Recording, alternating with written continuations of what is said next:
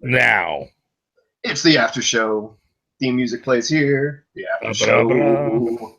You're still here. It's the after show. All right. There you go. It's me, Nate Murray from Indiegogo, here with Daryl Andrews of most publishers at this point. I'm trying. And of the board game hotness, Sagrada what? Yep, I'm representing Floodgate right now because Sagrada is rocking number 3. Very thankful for that. They need to send you a hat. It's true. We're working on it. How does that feel? That's something I'll never experience. Shut up. Oh, well, yeah, whatever. But seriously, like, you've been number 2, number 3 for days now. Like, Instagram is on fire with Sagrada. Like, this is Tom Vassell called it an SDJ potential nominee.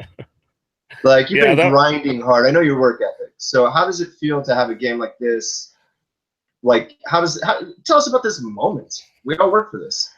Yeah, I mean, it's pretty awesome. I will confess, the coolest was like that it also converged during like gathering. So it was a really neat moment, kind of bridging it back to our topic, where it was like I was holding my breath hoping it could make it in time, because there was a bunch of people posting saying, "Hey, I'm going and I want to bring my copy, my Kickstarter copy." And a part of me is like, yeah, I hope so too. I want to bring my Kickstarter copy. It was funny. Half the people that showed up said I got my copy before I left. And then the other half were like, oh man, my copy is going to be on my porch and I hope it's okay. And I was like, that very first day, I'm like, oh boy, like this could go either way. Like people could be grumpy that, their copy's sitting at home, or they could just try it out, have fun, and hopefully, it goes positive. I've never seen my game constantly getting picked up and like it kind of like virally spreading, and that was really fun to see. Like early on, I joked like there were a couple people that were really excited, and I knew they were excited, so they were like, "Oh, I'm teaching it to everyone," and I was like, "I will pay you. I will pay you whatever you want. Like, just keep teaching people." And then it became like, there were 2 copies and they were just never on the shelf. And that was so exciting to be like, people were like, "Oh, where's the game?" And I'd point to the shelf and then I'd be like, "Oh, it's not there. They're out right now." And that became my answer all 10 days was they're out right now. So yeah, it didn't get old. It did not get old. Every time I'm like, or people will be like, "You got to teach me your game." And I'm like, yep. Like I taught that game so many times. Like I got that on lock. Nice. So, did you play with anybody memorable? Any moments where you played with one of your ex-heroes or still current heroes? Yeah, I mean, it was super fun to teach certain people or see, like, people that I really respect playing it. Anything from just close friends that are like, "Hey, that was pretty good." Where I'm like, I won't take that as an insult. Like, you're surprised. But there was probably for me, the highlights were seeing people like Rob Davio, who I'm a big fan of, and I'm actually getting to do some development work and playtesting of his game. And it was cool for him to be like, good job.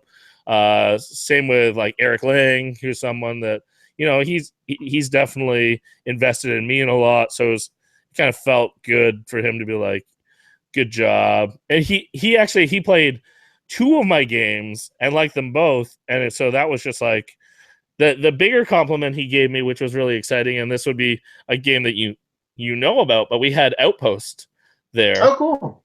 Nice. And so we ran just a few plays of that. That's a co-design John Gilmore and I have. And Eric said, like, yeah, I wouldn't change anything. This is great. Whoever the graphics layout person, that person should be hired and never let go. Which I was like, wow, that's great praise. And Sam Barlin, shout out to Sam Barlin. Shout out. And then he also said that it was his favorite John Gilmore game. Whoa. Yeah, so I joked that Eric, like, well, then maybe John needs to do more games with me because there's a common denominator there. That's Yeah, and can you get that full quote for the back of the box? Right, exactly.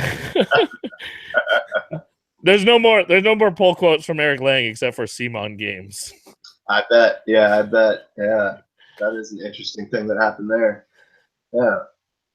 But yeah, no, that was a cool moment just to see some games going down. It was fun because yeah, I had a few IDW games either that I was involved with or other ones that I'm helping develop and play test. So it's fun to watch those getting played. It was fun. I had a few other games. Fabio was there, so he was playing fantasy football with people. So that was really exciting to see people enjoying that. We had actually Mercury Games has an upcoming game of mine called Shopping Time. So that was that's kind of like an app or something, right? That's got some tech. So it uses an app. It's really neat, really well done.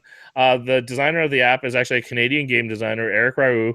And so he made this wonderful app for the game where you're basically shopping through time. So there's items that are set at different years. Like you might buy baseball cleats from 1940, or you might buy like a T-bone steak from 1965, or just like different items throughout time that you might get at like a grocery store or like a Walmart or something like that. And you're collecting the items, and then there's different game modes. So you could either play like closest to a certain price without going over. You could play bullseye, where you're trying to guess the price of a bundle of grocery items, or you could play guess the item between two items. So two items are selected, and you're trying to get in between. And you can play multiple rounds, and the app will keep track of all your scores. Nice. And you don't learn the actual item prices because they're always in these bundles. So every time the permutations of all the different items, they scan them all together and just give you the grand total. So you can't learn the actual specifics. You just learn like if you are in between or if you are close. So it's nice, and it sets up that you can actually put your phone on the box lid and scan your things through like you're going through a shopping mall, and it just brings it all up. That's awesome. The licensing fire in my brain lights off right away when I hear something like this, and I think like Price is Right. You got to grab that license. Yeah. Or what was it? Supermarket Sweep. Supermarket Spree. If you're familiar with that, because that was king of the terrible license idea. King of the 8 people will like this license idea. Supermarket Spree was totally the inspiration for that game. And actually, there's actually an active rules and a lazy rules. The rule book really is just, I think, going to be the lazy rules.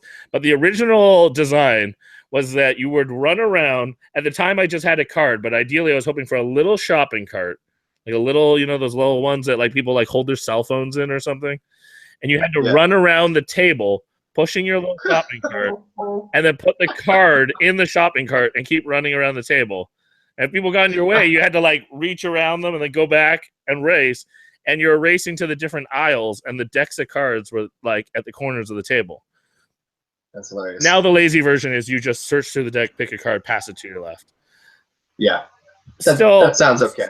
Still a little more practical maybe, but it was the funniest thing to watch people run around the table. So I'll probably house rule that and buy myself some mini shopping carts and do that at conventions or something like that. So that's awesome. Did we miss any stories from the gathering we had so many people on? Did we miss anything that was interesting that people might want to hear about? I mean, there's a few things that have changed over the years. There used to be a lot more events, but now that people are getting to know each other, the events don't seem as necessary. They were basically an excuse to force people to mix. So there are a lot of tournaments and a lot of organized play with prizes. Now they just throw them on the prize table and just give them all away. So there's, as Gil was mentioning, basically there's only a few of them. I always participate in Liar's Dice and Can't Stop, because those are just wonderful games that never get old. I crushed in my first game this year of Can't Stop, which may have made me a little cocky because I got beat in the second round without having a pylon on the board. Oh, wow. Yeah, so that was humble pie in the second round. And then Liar's Dice, I ended up getting talked into playing another game, and so I missed my my second game because I was just too tempted to play a game of Valletta. Oh, that's another game that I forgot to mention. A new game from Hans and Gluck / Z-Man. And it's from Stefan Dora. Takes about 45 minutes to play. Very pleasurable. Nothing really brand new, but it's just kind of like a new twist on deck building. Nice. Okay. That's always good. It's almost not deck building. It's more like hand management, I'd like to say. But maybe because I don't like deck builders. That was a good one. I've been playing nonstop online with the Bamboozle Bros, Star Realms. Nice. Yeah. I have ongoing games with both of them for the last week, just back and forth nonstop. So pretty funny. It's wasted a lot of hours. Yeah, Sen. I didn't know Jay was addicted, but I know Sen has some problems there, where he plays a lot. Yeah, it's pretty bad. I didn't mention my problem that I had this year at the gathering. There's two major problems for me. One was I did drive this year, so I did have space in my car. So when I went around the market, I couldn't tell myself I didn't have space. Oh no! So I bought 25 games, and to be honest, I had told myself, I pulled my 1s and 5s out of my wallet, put them in my pocket, and I said, "Don't go into the wallet, Daryl." And then there was just way too many good deals, and especially when you've gone around like 10 laps, and there's still the game sitting there, and you go, "Look, maybe you're willing to lower your price, but to be honest, I just want that game for the meeples or for the wooden pieces because I'm just gonna pillage that for prototype bits." Then most people just sold them to me for like next to nothing. I think my average price was $4 per game, which is highway robbery. Jesus. Because these games are phenomenal. And I'm sorry, I don't even want to name them because I don't want people to think that I'm insulting their games, but they have good bits, and I'm going to steal them for their bits. I grabbed a few small games that obviously I'll just keep as is. But the bigger games with cool wooden bits, they will be pillaged. Nice. Yeah. And then the other thing that I did, which was a huge mistake, and I do it every year, and it's like every con, I stayed up way too late. The thing with most cons is you go 4 days in a row and your body tells you to stop, and the con's over anyways. The problem with a 10-day con is your body tells you to stop and you keep going. So I went, I believe, 8 days in a row of 4 a.m. or later. Wow. That's crazy. Yeah, that was a bad. When I got home, I feel like I slept for 2 days straight. Wow. But lots of connecting and gaming. So, I just lost my co-host. Where'd he go? I think he hit the hang up button. Let's see if he comes back. I'll keep talking to fill the air, and let's see where he went. There, Nate. There he is. You work. I can't believe that show's 10 days long. That's insane to me. I could not do it. It's a marathon. Yeah. It's really a marathon. The Toronto trip, partially it was invented to break up the week. But then this year, Ben, the owner of Snakes, asked for it to be later just because of scheduling and because he donates the space and helps cover the cost of the bus significantly because he's incredibly generous. I just go with the generosity. So he said Friday, I said, yes, sir. But the nice thing of that trip was just as an excuse to get out of there for a bit. Yeah, nice. And did the Jays win? The Jays unfortunately did not win, and I think the Jays are now cursed because I think they've won 3 games out of 14. Oh, wow. How are your Raptors doing in the playoffs?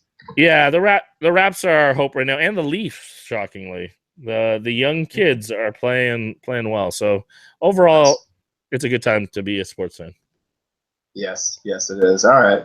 Well, all right. I think we've covered the gathering pretty well. I think we hit some hot heat games. Sounds like a thing. I hope everybody took away some positive stuff and feels a little better after hearing this. Yeah, that would be my goal. My hope is, like we wrapped up on the last show, take some tips from it and create a time and a space that is your gathering of friends. There's a lot of like just neat things that they've developed and grown over the years, and you too could adapt and use some of those strategies. Anything like trying to think of ways to highlight and be inclusive of your new guests, ways to celebrate creativity and generosity, ways to have people bond and have fun, ways to celebrate the people that were there from the beginning. There's a lot of instinctual things that people could build into cons or gatherings or hangouts. If that's just, gaming at your cottage, or if that's a road trip, or you name it, I think there's a lot of creative opportunities for people to create kind of these third spaces beyond your traditional game night and beyond the big con. What's that third space where you can really have some meaningful game and friendship time? Yeah, I agree. And that red badge thing is so great. Treat new gamers nicely. Like, that's a good message. Treat new invitees nicely. It's like, I do a lot of different activities where only experts are treated well, and it's so frustrating because that's inverting how the model should be. Yep. If I'm already an expert, leave me to my devices and we can chat lightly. But let's both go find someone who's not and focus on our time on them. Let's spend time on that instead of in this elitist club. And so I think that's the message. So go create a club, treat new people well. That's it. So there you go. Meeple Cert, man. Closing music. This was the show and the after show. All right.